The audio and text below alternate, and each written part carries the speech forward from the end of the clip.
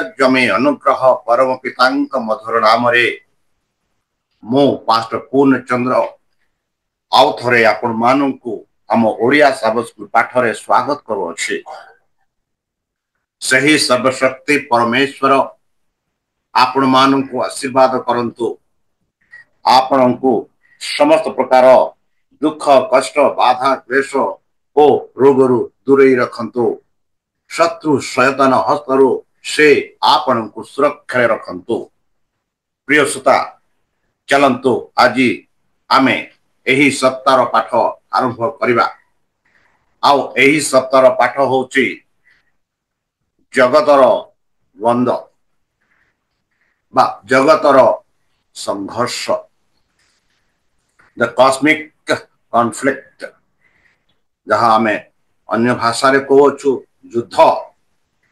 बंधु, यह जानिबा पूर्वे चलंतु निजको समर्पण करी ताहांक मधुर नाम रे आमे प्रार्थना करिबा। हे आम्भमानक सर्वशक्ति सर्वज्ञानी प्रेमर सागर दयामय अंतर्जमी अनुग्रह परम पिता, धन्यवाद अर्पण करुअछु। वर्तमान जो समय मानकु प्रदान करिअछ, तुम सही सब स्कूल पाठ ध्यान करिया पाई, यह बुझिया पाई, यह जानिबा पाई आमानकु तुम सही पवित्र आत्मा द्वारा परिचालन कर। समस्त प्रकार दुख कष्ट बाधारू दूरे रख, शत्रु शयतान दूरे रख। आ विशेष भाव आमानकु साहाय्य कर जेपरिक आमे एही साबा स्कूल पाठ में बुझी पारिबु, सही संघर्ष विषय में बुझी पारिबु। आउ परिशेष जेबे तुमे तुम सही सहस्र दूतंक सह आसीबे, सेते बेले आमानकु एक वासस्थान दे बोले प्राणकर्ता प्रभु यीशुक मधुरमय नाम रे ए छोट विक्षेम अछि सुनि ग्रहण कर। आमेन। प्रिय श्रोता, केते सप्ताह धरी आमे ईश्वर को प्रेम एवं तांको न्याय विषय आमे आलोचना करूछु। मु भाबुछि आमे एही साबस्क पाठरे किछि आध्यात्मिक लाभ पाउ अच्छे। मु आशा करुछि कि आम भाई भौणी माने एही साबस्क पाठ अन्य मानक ठारे बांटु छन्ते। बंधु, आम माने समस्ते एही पृथ्वी रे बास करुछे। आउ एही पृथ्वी रे वर्तमान दुई जनक मध्य युद्ध आरंभ हो अछि। यह परमेश्वर आउ शैतान मंद और सत्य मध्य युद्ध चली अछि। आ विशेष भाव रे आमे एही सप्ताह रे आलोचना करिबा, जाके आमे इंग्रजी रे कहूछु द कॉस्मिक कॉन्फ्लिक्ट, जगतर द्वंद्व बा जगतर महान संघर्ष बा जगतर सही युद्ध विषय आमे आलोचना करिबा। ता पूर्वे चलंतो आम सही स्वन्य पद देखिबा, जहाँ आमे आदि पुस्तक 3:15 रे पाउछु। सेठी लिखा जायछि, आउ आम्भे तुम्भर ओ नारीर मध्यरे पुणी तुम्भ वंश ओ तांको वंश मध्यरे वैर भाव जन्माइबा। से तुम्भर मस्तक को आघात करिवे ओ तुम्हे ताहांको गोइठी की आघात करिवो।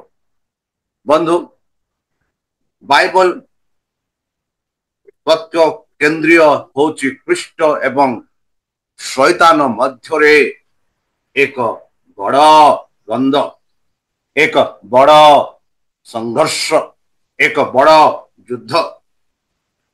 बंधु, मने रखंतु, यद्यव परमेश्वर एवं स्वर्गीय जीव मानक मध्यरे एक महाजागतिक विवादर धारणा जो माने परमेश्वर विरुद्ध रे पड़िछंती एवं विद्रोह करिछंती, ତାହା ହଉଛି ଶାସ୍ତ୍ରର ଏକ ମୁଖ୍ୟ ଉଦ୍ଦେଶ୍ୟ। ଯଦି ଆମେ ମାଥ୍ୟୁ ପୁସ୍ତକ ତାର 13, 25, 24 ଟୁ 30, 37 ଟୁ 39 ପଢିବା, ଆଉ ପ୍ରକାଶିତ 17, 7 ଟୁ 10 ପଢିବା, ଏଥିରେ ଆମେ ଏହି ଯୋଉ ମହାସଂଘର୍ଷ, ଏହି ଯୋଉ ଦ୍ୱନ୍ଦ୍ୱ, ଏହି ଯୋଉ ଯୁଦ୍ଧ ବିଷୟରେ ଆମେ ଦେଖିପାରିବା। ତାହେଲେ ଚାଲନ୍ତୁ ବିଳମ୍ବ ନ କରି ଆମେ ଏହି ସପ୍ତାହର ପ୍ରଥମ ଦିନର, ଯାହାକି ରବିବାର ଦିନର ପାଠ ଦେଖିବା। ରବିବାର ଦିନରେ ଆମେ ଦେଖୁଛୁ ଜଣେ ଶତ୍ରୁ ଏହା କରିଛନ୍ତି। ବନ୍ଧୁ, ଆପଣ ମାନେ ଯଦି ପଢିବେ ମାଥ୍ୟୁ ତାର 13, 24 ଟୁ 37ରେ, ସେଠି ଆମେ ଏହିପରି ପାଉଅଛୁ। ଯୀଶୁ ସେମାନଙ୍କୁ ଆଉ ଗୋଟିଏ ଦୃଷ୍ଟାନ୍ତ ଦେଇ କହିଲେ, ସ୍ୱର୍ଗ ରାଜ୍ୟ ଆପଣା କ୍ଷେତ୍ରରେ ଭଲ ବିହନ ବୁଣିଥିବା ଜଣେ ବ୍ୟକ୍ତିଙ୍କ ସଦୃଶ୍ୟ।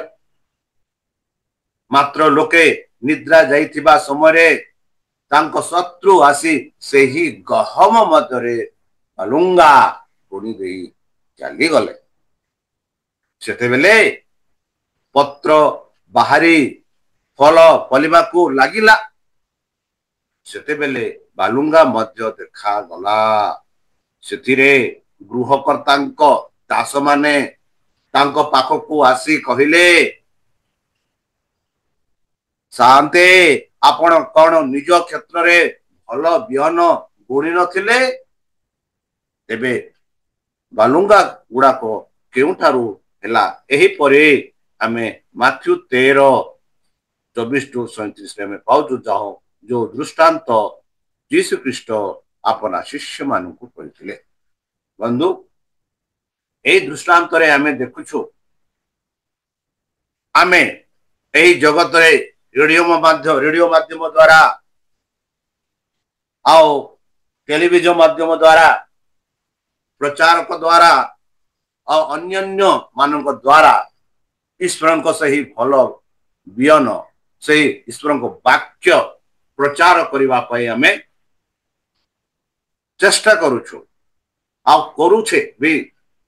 ଆଉ ସେହି ମଝିରେ ଆମେ ଦେଖୁଛୁ ଶୟତାନ, ଯିଏକି ପ୍ରାରମ୍ଭରୁ ଈଶ୍ୱରଙ୍କ ବିରୁଦ୍ଧରେ ଥିଲେ, ସେଇ ସତ୍ୟରେ ମିଛର ବିହନ ବୁଣିବାକୁ ସେ ଚାଲିଛି। ଏଥିଯୋଗୁଁ ଜଗତରେ ଆମେ ସତ୍ୟ ମନ୍ଦର ସଂଘର୍ଷ ଦେଖୁଅଛୁ, ଯାହାକି ଆମେ ମାଥ୍ୟୁ 13, 37 ଦେଖୁ। ଖ୍ରୀଷ୍ଟ ଏହି ଯୋଉ ଦୃଷ୍ଟାନ୍ତ କିପରି ବ୍ୟାଖ୍ୟା କରନ୍ତି? ଯୀଶୁ ଉତ୍ତର ଦେଲେ, ଉତ୍ତମ ବିହନ ଯେ ବୁଣନ୍ତି ସେ ମନୁଷ୍ୟ ପୁତ୍ର।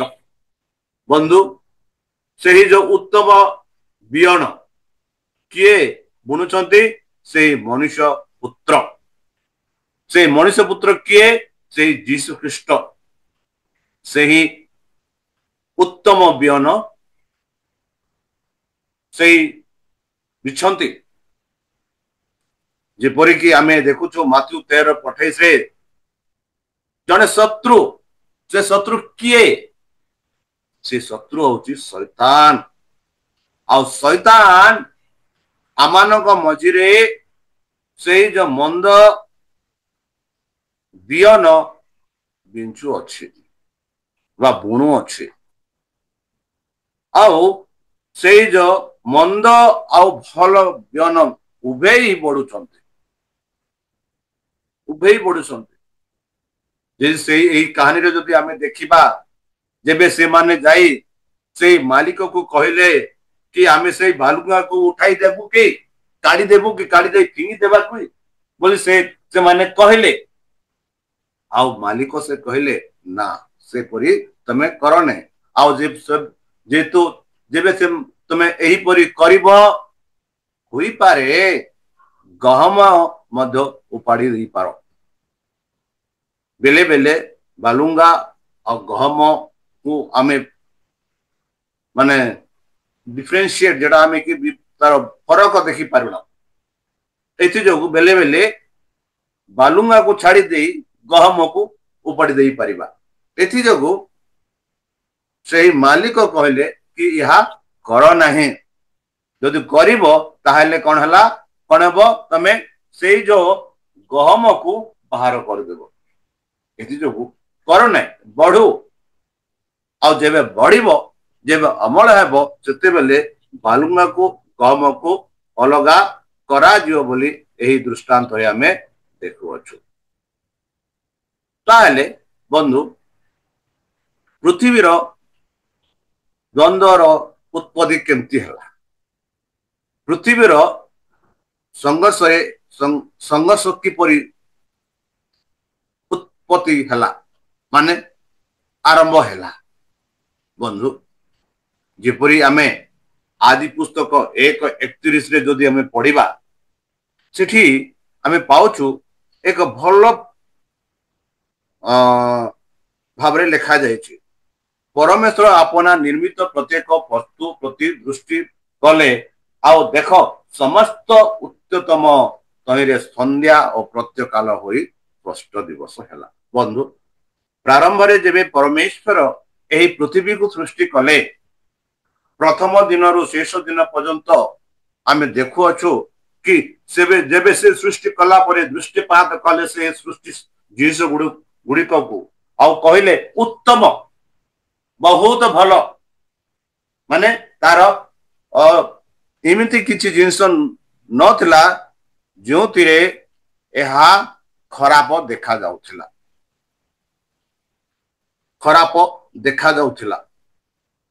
जहाँ हमें आदि पुस्तक 1 रे जदि हमें पढ़िबा से जो सृष्टिर विवरण विषय में देखु अछु, आ से सृष्टि विवरण रे आदि पुस्तक 1:31 रे आउथरे में पढुची सुनंतु, परमेश्वर अपना निर्मित प्रत्येक वस्तु प्रति दृष्टि कले माने प्रथम दिन रु शेष दिन पर्यंत जहाँ से सृष्टि कले प्रत्येक वस्तु उत्तम थिले, बहुत सुंदर थिला, जहाँ में परफेक्ट इंग्राजी रे कहउछु माने बहुत भल थिला। आउ सेई जो वस्तु मानक ठारू किछि असुंदर बोली किछि खराब बोली जिनस नथिला, सब उत्तम थिला बोली पवित्र शास्त्र बाइबल आमान को कहउछु। सेही परि जदि आमे आदि पुस्तक 3:1-6 पढ़िबा सेठी आमे आमे पाउछु एई जो उत्तम जिनस किपरि खराब होला। सदा प्रभु परमेश्वर निर्मित भूचर पशु मानक मध्य सर्प सर्पपेक्षा खल थिला, से नारी को कहला, के कहला से सर्प आगो एक सत्य उद्यान कौन वृक्षर फल खाइबा को परमेश्वर तुमको निषेध कर कि बंधु। सर्प जदि आम यही सर्प विषय जदि आलोचना करवा प्रकाशित रे का ताकू कहउछि कि ड्रैगन से सर्प जे स्वर्गर थिले परमेश्वर को सम्मुख थिले, ए जो द्वंद्व ए जो महासंघर्ष बेले बेले भाबू कि आमे ए पृथ्वी रे आरंभ हैला नहीं, स्वर्ग रे आरंभ हैला। आ स्वर्ग रे आरंभ हैला आ जेबे प्रभु एही पृथ्वी को सृष्टि कले ए शैतान ए सृष्टि को नष्ट करबा पई से चेष्टा कले, आउ देखिले सेही एदन रे सेही प्रतिमूर्ति रे जाहाकू परमेश्वर करथिले सेही मनुष्य को से अपना प्रलोभन रे पुकाइबा पई चेष्टा कले। ता हमें देखोचु कि किपरि शैतान सर्पर रूप नै हवांक सह कथाबार्ता करुछंती। से कहंती आगो एक सत्य उद्यानर कौनसी वृक्षर फल खाइबा को परमेश्वर तुमानंको निषेध करियछंती, एही परि से प्रश्न कले। तेबे नारी सर्प को कहले आमे माने उद्यानर समस्त वृक्षर फल खाई पारिबो। कौन कहले कि परमेश्वर मानकू एही उद्यानर समस्त फल खाइबा को अनुमति देइछंती, मात्र केवल उद्यानर मध्यस्थित वृक्षर फल विषय परमेश्वर कही अछंती तुम्हे माने ताहा खाइब नाही ओ छुइब नाही, ताहा कले तुम्हे मरिब। एही परि परमेश्वर आमानंकु आदेश देइछन्ति बोली हवा सर्प सर्प को कहउछन्ति बा शैतान को कहउछि तेबे से सर्प नारी की कहला तुम्हें माने कौनसी रूपे मरिब नहीं देखो परमेश्वर कहले तुम्हें ता पाखକୁ ଯିବ नहीं छुईब नहीं खाइब नहीं जदि खाइब तुम्हें निश्चित मरिब आ एठी सर्प कहउछि कि तुम्हें मरिब नहीं कौनसी रूपे तुम्हें मरिब नहीं बोली कहती से भी कहती वरंच परमेश्वर जानती तुम्हें माने जो दिन ताहा खाइब सेई दिन तुमानंक चक्षु प्रसन्न हेब तहिरे तुम्हें माने परमेश्वर परि भल और मंदर ज्ञान पाइब देखो बंधु शैतानर प्रलोभन कौन कहले परमेश्वर जानते कि जो दिन तुम्हें ए फल खाइब तुमर चक्षु प्रसन्न हेब आ जेबे तुमर चक्षु प्रसन्न हेब तुम्हें माने परमेश्वर भली भल मंदर ज्ञान पाइब बंधु हवा हो पारे से समय मनरे भावुला जेहेतु परमेश्वर से रूप से सृष्टि करथिले आ परमेश्वर प्रत्येक संध्या प्रत्येक काल रे आसी से साक्षात करुथिले सब किछि कहूथिले आ परमेश्वर परि हेबा पाई से भी चाहूथिला बोधे मु जाने नहीं मात्र जेबे एही कथा हवा को कहागला कि तुम्हें माने परमेश्वर परि भल और मंदर ज्ञान पाइब बंधु यह पूर्वे हवा आउ आदम केबे हेले मंद विषय जानि नथिले सब भल विषय ही जानिथिले से माने धार्मिक भावना रे थिले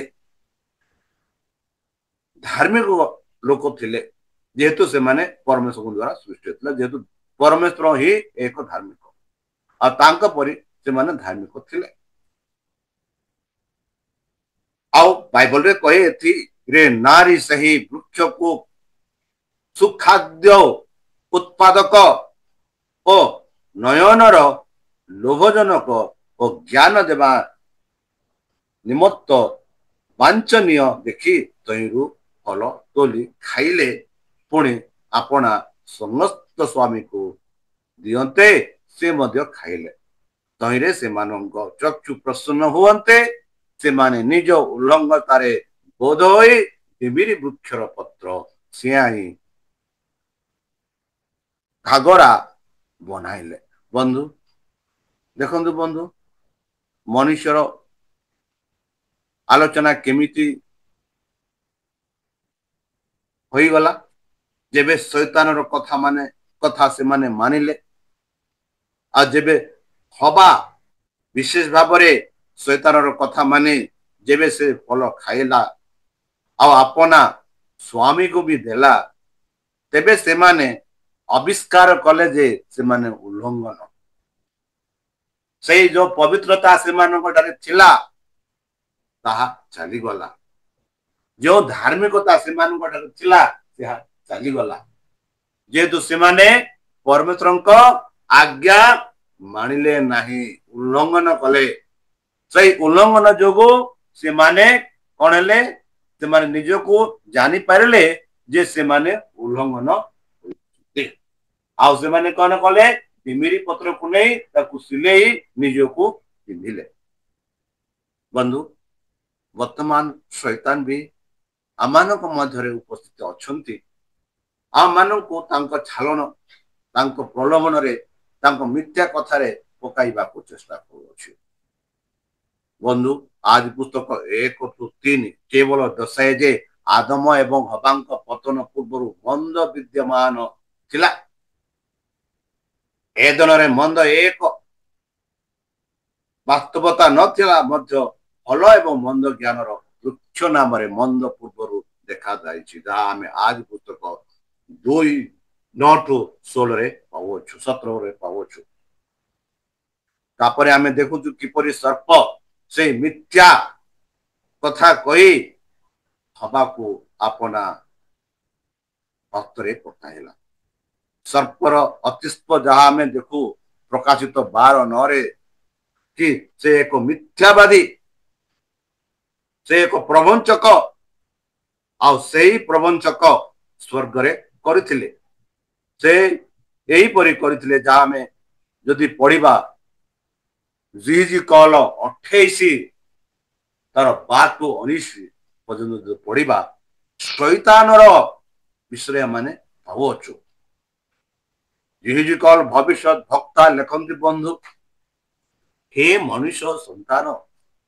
तुम्हें सोरसर राजा विषय विलाप कर ओ ताहाको कह प्रभु सदा प्रभु यही कथा कहती के से सब प्रभु यही परी कहती काको सही शैतान को कौन कहती तुम्हें ज्ञान रे पूर्ण और सौंदर्य रे सिद्ध किए से ही शैतान स्वर्ग रे थिला बेले से ज्ञान रे पूर्ण थिले सौंदर्य रे सिद्ध थिले माने एक जहाँ आम कहूँ ब्यूटीफुल हैंडसम ज्ञान रे आम जदि देखिबा बाइबल रे कि सलोमन राजा थिला एक ज्ञानी व्यक्ति आ परमेश्वर तांको जेबे पचारेले कि सलोमन तुम्हें कौन चाह मु कौन दे पारिबी तेबे सलोमन कहले प्रभु मते ज्ञान प्रदान करो जेपरि कि तुम प्रजा को मु सेवा करि पारिबी आउ आम एठी देखुछु कि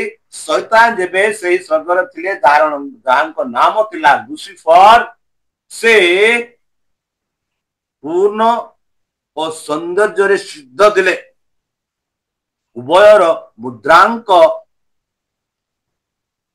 करू अछ तुम्हें परमेश्वर को ध्यान एदन रे थिलो माने परमेश्वर को ठारे तुम्हें वास करूथिलो तांको उद्यान रे वास करूथिलो ऋणी पित मणि और हीरक वैदुर्य मणि गोमेद और सूर्यकांत नीलकांत पद्म राग और मरतक आदि जावतीय बहुमूल्य प्रस्तर और सुवर्णर तुमर आच्छादन थिला माने एमिति तांकर पोशाक थिला कि एई जो आमे कहूचु मानिक गुड़ाक पर्ल्स गुड़ाक द्वारा आमे कहूचु एई मानिक गुड़ाक सेही मानिक द्वारा से तांकर वस्त्र रे थिला तुमर तबल और वंशीर शिल्प कार्य तुम मध्य थिला तुम्हें स्पष्ट हेबा निमंत सृष्टि हेबा दिन से सबु प्रस्तुत होइथिला देखंतु बंधु किपरि जीवन शैतान स्वर्ग रे अनुभव करुथिला परमेश्वर सम्मुख रे किपरि से थिला ईश्वर विरोध करबा पूर्वे तुम्हें आच्छादनकारी अभिशक्ति किरूब थिलो अभिषेक किरूब थिलो बोली कह पुणी आम्भे तुमको स्थापन कलु के कले परमेश्वर कले तांको तहिरे तुम्हें परमेश्वर का पवित्र पर्वत उपरे थिलो तुम्हें अग्निमय प्रस्तर सकलर मध्यरे गमनागमन कल देखंतु एही परि तांकर परिस्थिति थिला तांको पापरे मनरे पाप न हेबा पूर्व शैतान एही परि सुंदर थिले तुम मध्य अधर्म देखा जिबा पर्यंत तुम्हें आपना सृष्टि दिन ठारू आपना आचरण सिद्ध दिल बंधु जो समय आम मन मध्यस्थरे से जो अधर्मर भावना प्रवेश होई जिवो सेही दिन ठारू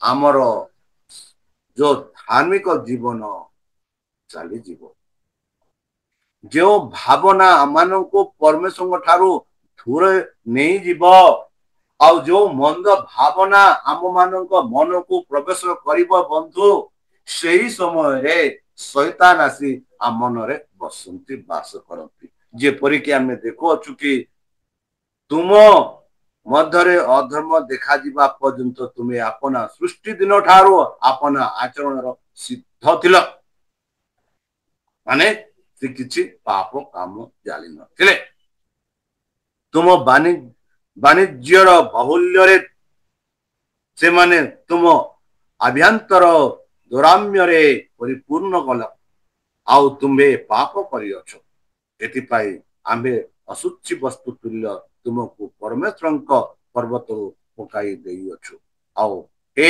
आच्छादनकारी किरुब अग्निमय प्रस्तर सकलर मध्यरु आम्भे तुमको विनाश करिअछु बंधु एई जो सदा प्रभु आपन मानक जदि समय पाउछि ताले पढ़ंतु एई जो जीजी कल 28 पर्व पढ़ंतु तेबे शैतान किपरि थिले आ किपरि तांको मनरे एई जो पाप भावना प्रवेश कला ताहा विषय में पाउछु जो जदि आमे यात्रा पुस्तक तार 25-19 देखिबा श्री कहूछि एक किरुब एक मुंडरे और अन्य किरुब अन्य मुंड रे स्थापन करिब दुई किरुब को पाच्छादान सहित संगल्म और तहिर दुई प्रांत रे उभा करी स्थापन करिब पुणी किरुब माने परस्पर मुखा सम्मुखीन होई पक्ष ऊर्ध को विस्तार करे पापाच्छादन आवरण करिवे पापाच्छादन प्रति किरुब मानक मुख रहिब देखंतु बंधु जेबे शैतान से लुसिफर स्वर्ग थिले से किरुब बोली रखागला परमेश्वर को सम्मुख से थिले परमेश्वर को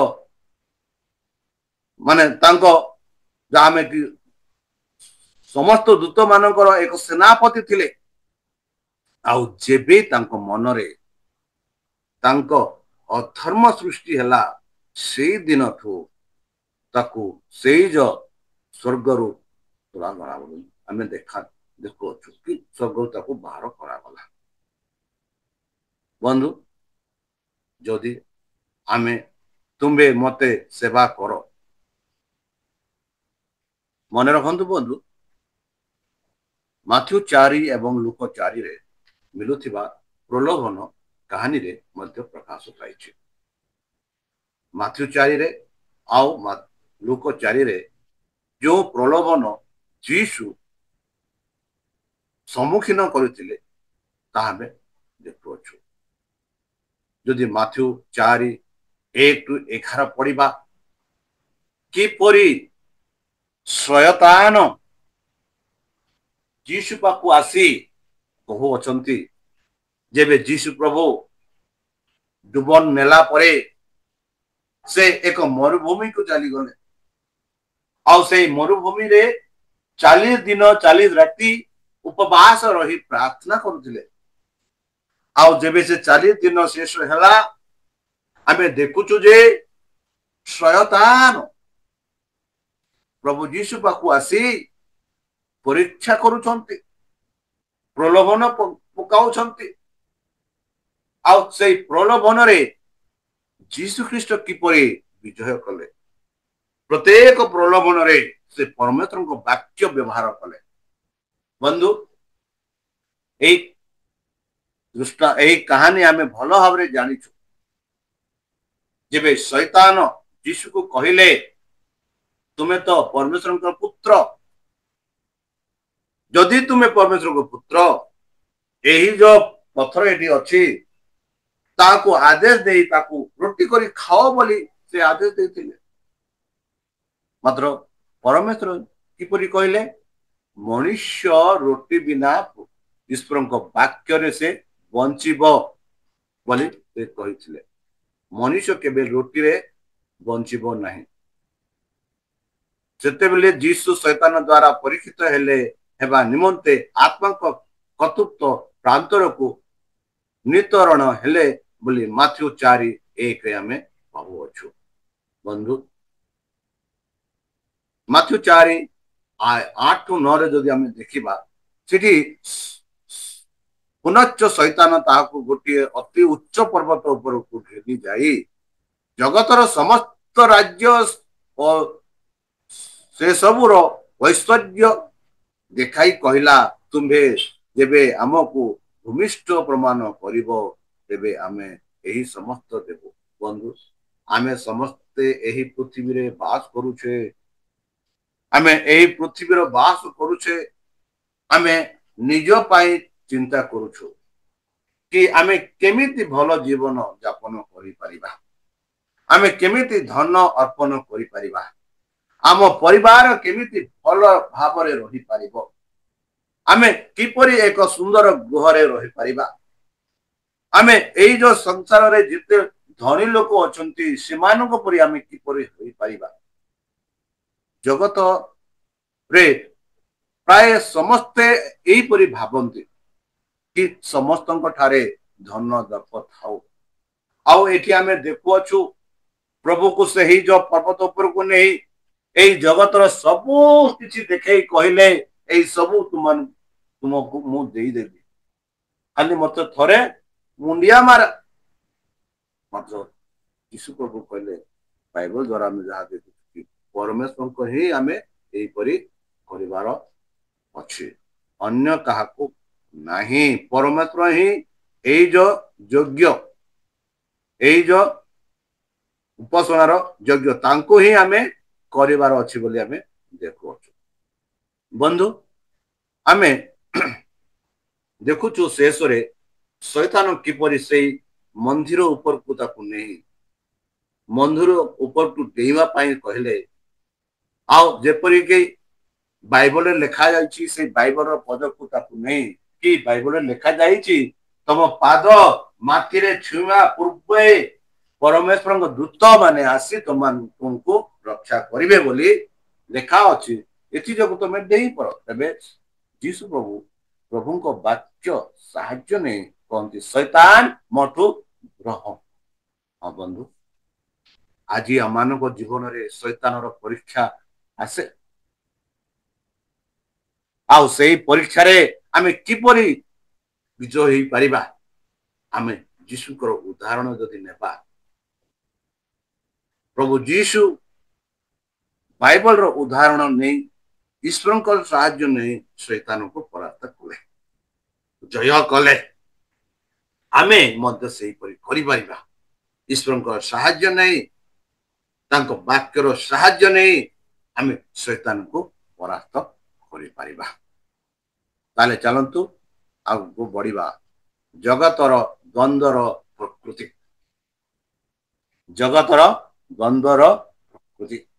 बंधु आमे किछि दृश्य देखुछु जहा मध्यरे एही विश्वर विवाद बा संघर्ष बा युद्ध बा द्वंद्व रे शिक्षा दिए जे परमेश्वर एवं शैतान किंतु एपरी विवाद एपरी संघर्ष एपरी युद्ध किपरि संभव होई पारे ना सर्वशक्तिमान परमेश्वर कहीं विरोध करे कि बोली आमे प्रश्न करिथाओ। जदि जगतर संघर्ष अध्यतिक शक्ति उपरे रही थाए यह आरंभ हेबा पूर्वरु काहे कि यह को बाहर करा गलानी एही परि आमे आलोचना करिथाओ। बंधु पाप सहित तांकर कारोबार रे परमेश्वर केवल धार्मिकता व्यवहार करि पारंती। आमे जेबे कहूचु कि तमे मते घृणा करूच मु भी तुमको घृणा करे, तुम मते प्रेम करना मु भी तुमको प्रेम करबी ना, तुम मते खराब रे देखुच मु भी तुमको खराब रे देखु एही परि मनुष्यर वृत्ति एही परि मनुष्यर आलोचना मतलब परमेश्वर आलोचना एही परि नहीं। पापर सहित तांकर कारोबार परमेश्वर केवल धार्मिकता व्यवहार करि पारंती पाप रे व्यवहार करंती ना। मात्र प्रकृत शैतान जहा व्यवहार करि पारिबो नाही चाटुकार एवं प्रतारणा कार काम शैतान काम जेपरि कि परमेश्वर वाक्य को मिथ्या रूपे से उपस्थापना करि पारिबे जेपरि कि स्वर्गर दूत मानक उपरे जेपरि से परमेश्वर विरुद्ध रे करथिले सेही परि मनुष्य मानक ठारे से करि पारे जहा हमें देखौछु। बंधु यह परमेश्वर सरकार स्वर्गर बासिंदा तथा समस्त जगतर सम्मुख प्रदर्शन करा जिबा आवश्यक कि शैतान एक मिथ्यावादी, शैतान एक चाटुकार, शैतान एक प्रतारणाकारी तार विषय आमे एही जगत रे प्रकाश करबा को पड़ो। ତେଣୁ ଏହା ପରମେଶ୍ୱରଙ୍କ ସରକାର ସ୍ୱର୍ଗର ବାସିନ୍ଦା ତଥା ସମସ୍ତ ଜଗତର ସମ୍ମୁଖରେ ପ୍ରଦର୍ଶନ କରିବା ଆବଶ୍ୟକ ଶୈତାନର କାମ। ତାଙ୍କର ନିୟମ ସିଦ୍ଧ ବନ୍ଧୁ। ଶୈତାନ ଏହା ଦେଖାଇ ଦେଇଛି ଯେ ସେ ନିଜେ ଜଗତରେ ମଙ୍ଗଳକୁ ପ୍ରୋତ୍ସାହିତ କରିବାକୁ ଚେଷ୍ଟା କରୁଥିବା ବ୍ୟବହାରକାରୀଙ୍କ ପ୍ରକୃତ ଚରିତ୍ର ଏବଂ ତାଙ୍କ ପ୍ରକୃତ ବସ୍ତୁ ସମସ୍ତେ ବୁଝିବା ଆବଶ୍ୟକ। ତାଙ୍କର ଦୁଷ୍ଟ କାର୍ଯ୍ୟ ଦ୍ୱାରା ନିଜକୁ ପ୍ରକାଶ କରିବାକୁ ତାଙ୍କର ସମୟ ଥିବା ଆବଶ୍ୟକ। ବନ୍ଧୁ, ଏହିପରି ଆମେ ଭାବୁଅଛୁ। ଯେପରି ଜହନ 8:44-45 ପର୍ଯ୍ୟନ୍ତ ଜହନ ଲେଖନ୍ତି, ତୁମେ ମାନେ ତୁମମାନଙ୍କର ପିତା ଶୈତାନ ଠାରୁ ଉତ୍ପନ୍ନ, ଆଉ ତୁମମାନଙ୍କ ପିତାର କାମନା ସାଧନା କରି ତୁମମାନଙ୍କର ଇଚ୍ଛା।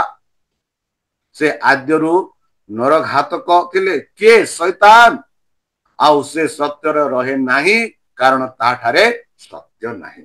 ବନ୍ଧୁ, କେବେ ହେଲେ ଶୈତାନ ସତ୍ୟରେ ରହେ ନାହିଁ, ଯେହେତୁ ତାଠାରେ ସତ୍ୟ ହିଁ ନାହିଁ। ଯେତେବେଳେ ମିଥ୍ୟା କହେ ସେତେବେଳେ ସେ ନିଜ ଠାରୁ କହେ, କାରଣ ସେ ମିଥ୍ୟାବାଦୀ ଓ ମିଥ୍ୟାବାଦୀର ପିତା ବୋଲି ବାଇବଲ ଆମମାନଙ୍କୁ ମାଥ୍ୟୁ ଜହନ 8:44-45 ପର୍ଯ୍ୟନ୍ତ ଆମେ ଦେଖୁଛୁ। କିନ୍ତୁ ମୁଁ ସତ୍ୟ କହୁଥିବାରୁ ତୁମାନେ ମତେ ବିଶ୍ୱାସ କରୁନାହ। ବନ୍ଧୁ, ଆମେ ଆଜିକାଲି ମଧ୍ୟ ଦେଖୁଅଛୁ ଯେ ଯେଉଁ ବ୍ୟକ୍ତି ସତ୍ୟ କୁହେ ସେଇ ବ୍ୟକ୍ତିର କଥା ଆମେ ମାନିନଥାଉ। ସେଇ ବ୍ୟକ୍ତିର କଥା ଆମେ ମାନିନଥାଉ। ଆଉ ଯେଉଁ ଲୋକ ମିଥ୍ୟା କହେ ସେଇ ଲୋକର କଥା ଆମେ ମାନିଥାଉ। ଯେହେତୁ ସେ ମିଥ୍ୟା କହିବାର ଢଙ୍ଗରେ ଏକ ପ୍ରକାର ଅଛି ଯାହାକି ମଣିଷକୁ ତା ଆଡେ ଆକର୍ଷଣ କରିଥାଏ। ବନ୍ଧୁ, ଆପଣମାନେ କେବେ ହେଲେ ଦେଖିଛନ୍ତି କି, ଭାବିଛନ୍ତି କି, କେବେ ହେଲେ ଏଇପରି ଅନୁଭବ କରୁଛନ୍ତି କି ମିଥ୍ୟା କଥା ଏଇପରି କୁହାଯାଏ ଯାହାକି ଆପଣଙ୍କୁ ଲାଗେ ଯେ ଏହା ମିଥ୍ୟା ନୁହେଁ, ଆଉ ସେଇ କଥା ଦ୍ୱାରା ଆପଣମାନେ ଆକର୍ଷଣ ହୁଅନ୍ତି। ଯେପରି ଆମେ ଅନେକ ପ୍ରକାର ଆଜିକାଲି ଯୋଉ ସୋସିଆଲ ମିଡିଆରେ ଆମେ ଦେଖୁଛୁ, ଅନେକ ପ୍ରକାର ଜିନିଷ ଆସେ, ଫେସବୁକରେ ଆସେ, ଏହିପରି ସେମାନେ ଉପସ୍ଥାପନା କରନ୍ତି ଯାହା ଦ୍ୱାରା କି ଆମେ ସେଇ ଉପସ୍ଥାପନାରେ ଆମେ ଆକର୍ଷିତ ହୋଇ ପଡିଥାଉ। ଆଉ ଯେବେ କି ସେଇ ଯୋଉ ବାସ୍ତବିକ କଥା ଆମେ ଦେଖୁ, ତାହା ଯାହା ଆମେ ଦେଖିଥିଲୁ ତାହା କେବେ ହେଲେ ନାହିଁ। ବନ୍ଧୁ, ଏହିପରି ଶୈତାନର କାର୍ଯ୍ୟ। ଯେହେତୁ ଯୀଶୁ ପ୍ରଭୁ କହିଲେ କି ମିଥ୍ୟାବାଦୀ ଏବଂ ପିତା କିଏ? ସେ ଶୈତାନ। ସେ ଶୈତାନ ଏକ ମିଥ୍ୟାବାଦୀ ଏବଂ ପିତା। ପ୍ରକାଶିତ 12:9-10 ଆମେ ଦେଖୁଛୁ ଶୈତାନକୁ ପୁରାତନ ସର୍ପ ଭାବରେ ଚିହ୍ନଟ କରାଯାଇଛି। 1, 2, ଯିଏ ସ୍ୱର୍ଗୀୟ ଆଦାଲତରେ ପରମେଶ୍ୱରଙ୍କ ଲୋକମାନଙ୍କୁ ଦୋଷୀ ଦିଅନ୍ତି, କିଏ? ସେଇ ଶୈତାନ। ଆଉ 3, ଜଗତକୁ ପ୍ରତାରଣା କରୁଥିବା ଡ୍ରାଗନ, ସର୍ପ ଶାସକ ଭାବରେ, ଯାହାକି ଶୈତାନ ଅନୁଭବ ହୋଇଥିବା, ଯାହାକି ଗ୍ରୀକ ଶବ୍ଦର ଅର୍ଥ ହେଉଛି ନିନ୍ଦା। ପୁଣି ଥରେ ଦର୍ଶାଉଛି ଯେ ସେ ପରମେଶ୍ୱରଙ୍କ ଚରିତ୍ର ବିଷୟରେ ବିଶ୍ୱାସ ସହିତ ଦ୍ୱନ୍ଦ୍ୱରେ ପ୍ରକୃତି ବିଶ୍ୱାସ ଉପରେ ଅଛି। ବନ୍ଧୁ, ଆମମାନେ ସମସ୍ତେ ଏଇ ଦ୍ୱନ୍ଦ୍ୱରେ ରହିଅଛୁ। ଆଉ ପରମେଶ୍ୱର ଚାହାନ୍ତି ଯେ ଆମେ ଏହି ଦ୍ୱନ୍ଦ୍ୱରୁ ଯେପରି ପାର ହେବା, ବିଜୟୀ ହେବା, ଆଉ ତାଙ୍କ ପ୍ରେମ ଓ ତାଙ୍କ ନ୍ୟାୟ ଆମମାନଙ୍କୁ ସାହାଯ୍ୟ କରିବ। ଯେହେତୁ ପରମେଶ୍ୱର ଯେବେ ଏହି ପୃଥିବୀରେ ଥିଲେ, ସେ ନିଜେ ସେଇ ସଦାପ୍ରଭୁଙ୍କ ଉପରେ ନିର୍ଭର କରିଥିଲେ। ସେ ସଦାବେଳେ ପରମେଶ୍ୱରଙ୍କ ଠାରେ ପ୍ରାର୍ଥନା କଲେ, ଆଉ ପରମେଶ୍ୱରଙ୍କ ସାହାଯ୍ୟ ସେ ନେଇଥିଲେ। ଆମେ ବର୍ତ୍ତମାନ ତାଙ୍କ ବାକ୍ୟ, ତାଙ୍କ ପବିତ୍ର ଶାସ୍ତ୍ର ଆମ ହାତରେ ଅଛି। ଯଦି ଆମେ ତାକୁ ପଢିବା, ଜାଣିବା, ତାହେଲେ ଆମେ ଏଇ ଶୈତାନର ହାତରୁ ନିଜକୁ ମୁକ୍ତାଇବା, ନିଜକୁ ଦୂର କରିପାରିବା। ତାହେଲେ ପ୍ରିୟ ବନ୍ଧୁ, ଏହି ସାବାସ୍କୁ ପାଠ ବନ୍ଦ କରିବାକୁ ପୂର୍ବେ ମୁଁ ଆଉ ଥରେ ସ୍ୱାଗତ କରୁଅଛି, ଧନ୍ୟବାଦ ଜଣାଉଛି କି ଏଇ ଯୋଉ ପାଠକୁ ଆପଣମାନେ ଆପଣଙ୍କ ସାଙ୍ଗ, ଆପଣଙ୍କ ବନ୍ଧୁ, ଆପଣଙ୍କ ପରିଚୟ ଲୋକମାନଙ୍କ ସହିତ ବାଣ୍ଟ, ଯେପରି ସେମାନେ ମଧ୍ୟ ଏଇ ଯୋଉ ଶୈତାନର ଚାଟୁକ୍ୟା ପ୍ରତାରଣା, ଶୈତାନର ଯୋଉ ମନ୍ଦ ଭାବନାରେ ସେମାନେ ଦୂରରେ ରହିପାରିବେ। ତାହେଲେ ଚାଲନ୍ତୁ ନିଜକୁ ସମର୍ପଣ କରି ତାହାଙ୍କ ମଧୁର ନାମରେ ଆମେ ପ୍ରାର୍ଥନା ଅର୍ପଣ କରିବା। ହେ ଆମ୍ଭମାନଙ୍କ ସର୍ବଶକ୍ତି ସର୍ବଜ୍ଞାନୀ ପ୍ରେମର ସାଗର, ଦୟାମୟ ଅନ୍ତର୍ଜମୀ ଅନୁଗ୍ରହ ପରମ ପିତା, ଧନ୍ୟବାଦ ଅର୍ପଣ କରୁଛୁ। ବର୍ତ୍ତମାନ ଯେଉଁ ସବସ୍କୁ ପାଠ ପଢିଲୁ, ଏହା ଜାଣିବା ପାଇଁ ବୁଦ୍ଧିରେ, ଜ୍ଞାନରେ, ଶକ୍ତିରେ ପରିପୂର୍ଣ୍ଣ କର, ଯେପରିକି ଆମେ ସେହି ଶୈତାନର ସମସ୍ତ ପ୍ରକାର କାର୍ଯ୍ୟକୁ ଆମେ ଚିହ୍ନି ପାରିବୁ ଆଉ ନିଜକୁ ତା ହସ୍ତରୁ ଦୂରେଇ ରହିପାରିବୁ। ଏହିପରି ଆମମାନଙ୍କୁ ସାହାଯ୍ୟ କର, ଯେପରିକି ଆମେ ଶୈତାନର ପ୍ରତାରଣାରେ ନ ପଡୁ, ବରଂ ତୁମ ସେହି ବାକ୍ୟରେ ବିଶ୍ୱାସ କରି ଦୃଢ ରୂପେ ରହିପାରିବୁ। ଏହିପରି ଆମମାନଙ୍କୁ ସାହାଯ୍ୟ କର। ଆଉ ପରିଶେଷ ଯେବେ ତୁମେ ତୁମ ସେହି ସହସ୍ର ଦୂତଙ୍କ ସହ ଆସିବେ, ସେତେବେଳେ ଆମମାନଙ୍କୁ ଏକ ସ୍ଥାନ ଦିଅ ବୋଲି ତ୍ରାଣକର୍ତ୍ତା ପ୍ରଭୁ ଯୀଶୁଙ୍କ ମଧୁରମୟ ନାମରେ ଏହି ଛୋଟ ବିକ୍ଷମ ଅଛି, ତୁମେ ଗ୍ରହଣ କର। ଆମେନ୍। ପ୍ରଭୁ ଆପଣମାନଙ୍କୁ ଆଶୀର୍ବାଦ କରନ୍ତୁ। ଧନ୍ୟବାଦ।